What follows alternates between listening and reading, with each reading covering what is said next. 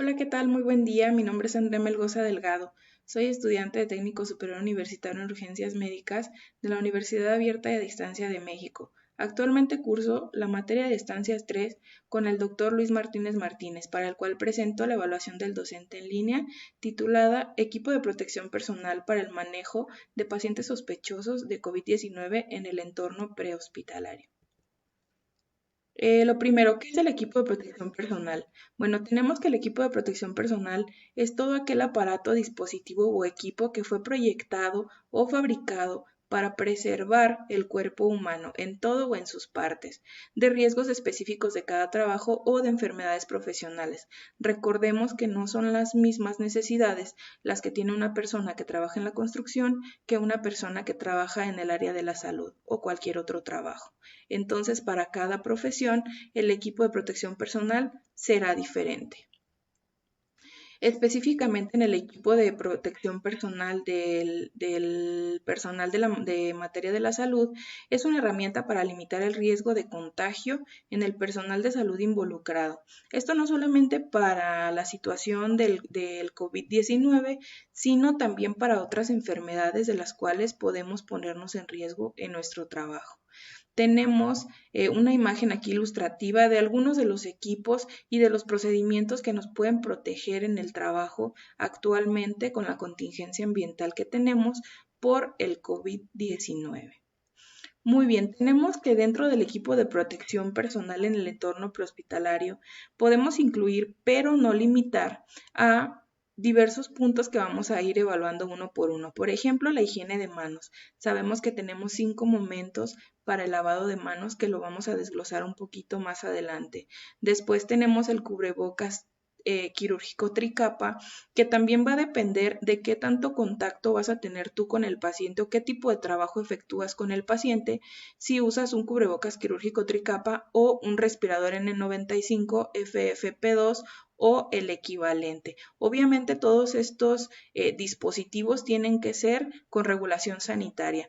Lamentablemente en la actualidad la contingencia ha dado la oportunidad a que muchos fabricantes que no tienen una regulación sanitaria estén vendiendo este tipo de productos, y es muy peligroso porque no aportan la misma fiabilidad que un respirador que sí tiene la certificación de calidad.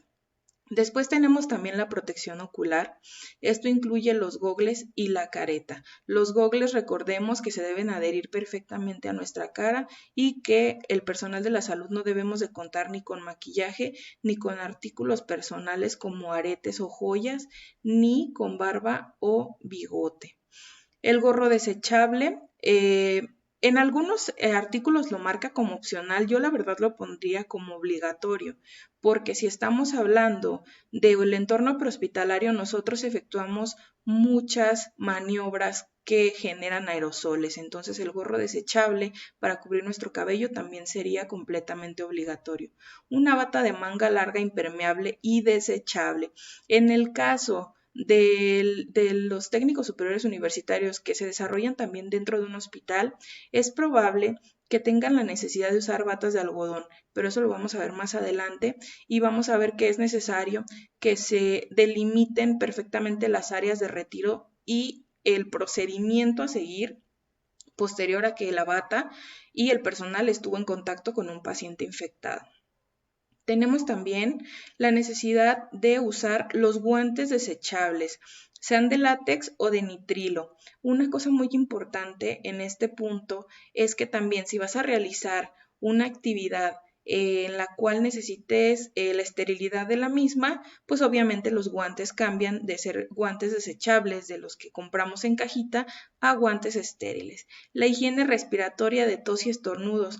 Esto que llevamos por años y años mencionando en el área de la salud, pero que hasta ahora es que se le viene a dar más auge, ¿no? El estornudo por dentro de la articulación del codo, el cubrirte la boca con un pañuelo cuando toses o estornudas. Muy bien, tenemos los 5 momentos de la higiene de manos en el contacto con los pacientes. Tenemos que el primer momento es antes de tocar al paciente. ¿Esto para qué? Para nosotros no arrastrar los gérmenes que traemos de la calle o de otras áreas para con el paciente. Después es antes de realizar una tarea aséptica. ¿Y esto por qué? Porque no queremos llevar los gérmenes del mismo paciente de otras áreas de su cuerpo a donde vamos a realizar la tarea séptica. Después del riesgo de exposición a líquidos corporales. ¿Esto para qué? Pues precisamente para no infectarnos con los gérmenes, los virus o las bacterias que pueda traer el paciente en sus líquidos corporales. Continuamos después de tocar al paciente. ¿Para qué? Porque nosotros nos vamos a ir a tratar a otros pacientes y no queremos cargar ni con los fluidos, ni con los virus o las bacterias o los gérmenes que puede tener este paciente y trasladarlos a otro paciente. Y por último, pero no menos importante, después del contacto con el entorno del paciente. Muchas de las veces a nosotros como personal prehospitalario nos toca después de la emergencia obviamente limpiar nuestra ambulancia y sanitizarla. Entonces es importante que después de esto también nosotros volvamos a lavar nuestras manos para obtener una buena práctica en la cuestión esta de la higiene de las manos. Muy bien, ¿qué condiciones optimizan el uso del EPP no solamente en el ambiente prehospitalario, sino también hospitalario? La dotación en tamaño y cantidad. Lamentablemente, muchas de las veces solamente nos compran guantes o solamente nos compran gogles o caretas de una sola medida. Y cada cuerpo humano es diferente, entonces no a todos nos quedan las mismas cosas. ¿Qué es lo que pasa al no tener algo de tu tamaño, de tu cantidad? Que si, por ejemplo, a mí me queda chica la bata y no me la alcanzo a cerrar, lo que pasa es que queda expuesta mi ropa. ¿Y qué va a pasar? Pues que yo me voy a convertir en un foco de infección. Ok, después, otro aspecto que optimiza el uso del EPP es la capacitación. No solamente de cómo ponerlo y retirarlo, sino también del por qué hacerlo. Es muy importante sensibilizar al personal de la salud del por qué usar el equipo de protección personal y ver que no solamente están arriesgando su salud o la de sus pacientes, sino también la de sus familias. Después entran los factores institucionales y personales. ¿Qué debemos de tomar en cuenta para optimizar el uso del EPP y lograr una mayor eficacia al momento de usarlo? Tomar en cuenta, no todas las instituciones tienen el mismo poder adquisitivo, ni todos los elementos tampoco.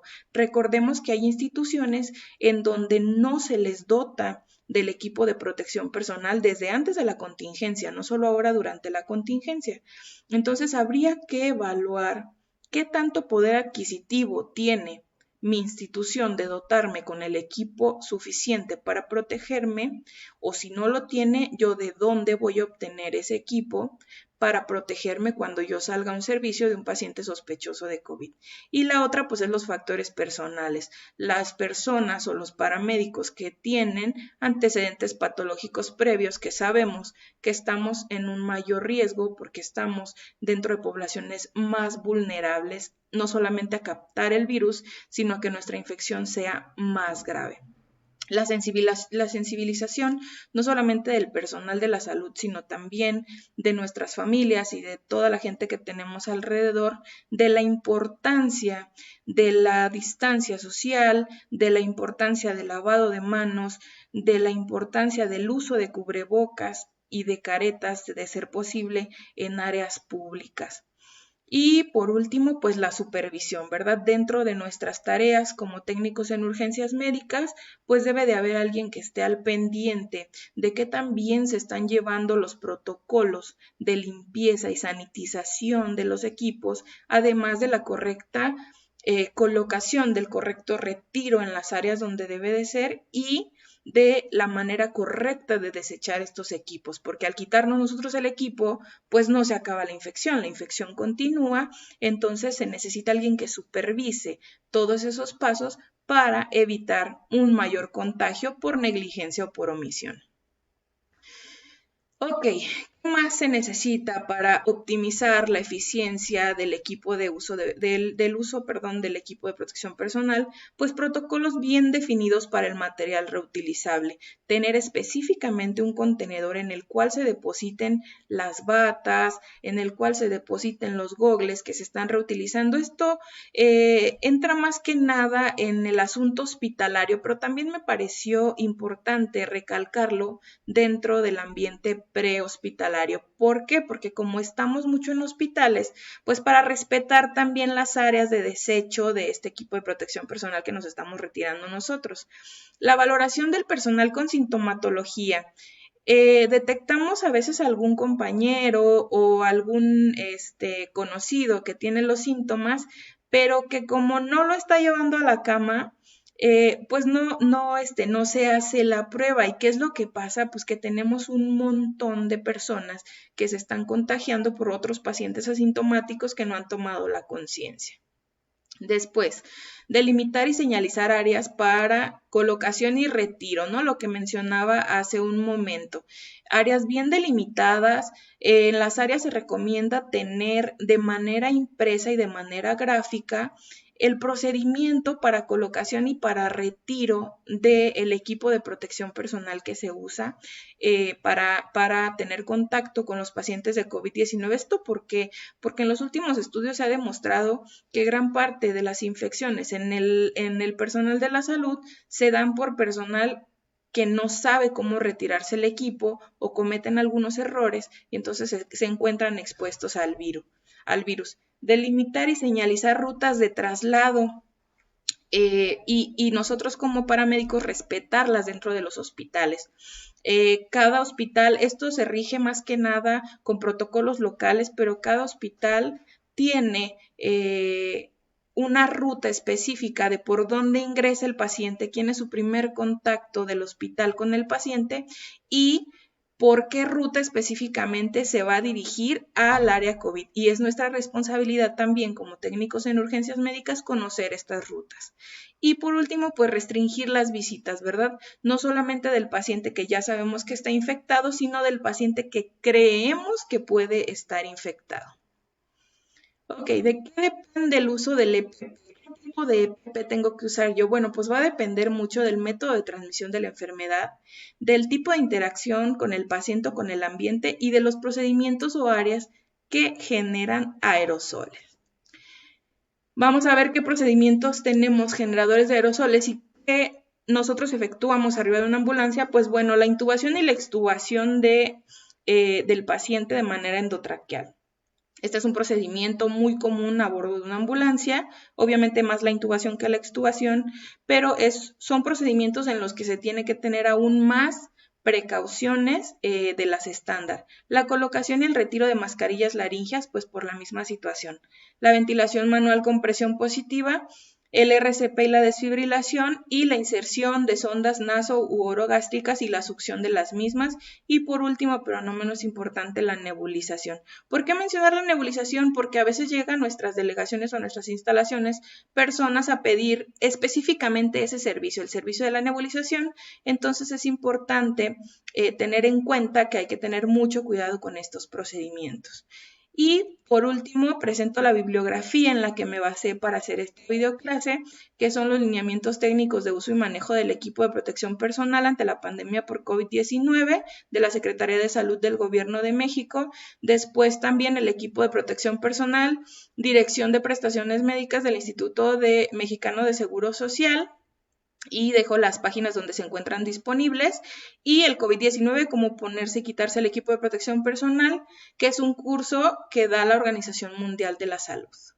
Pues agradezco mucho su atención prestada a esta clase, agradezco mucho también la orientación del profesor Luis Martínez con respecto a cómo realizar la videoclase en línea. Les mando un saludo, espero que hayan entendido lo que traté de transmitirles y en caso de tener cualquier duda, pues estoy a sus órdenes. Muchas gracias.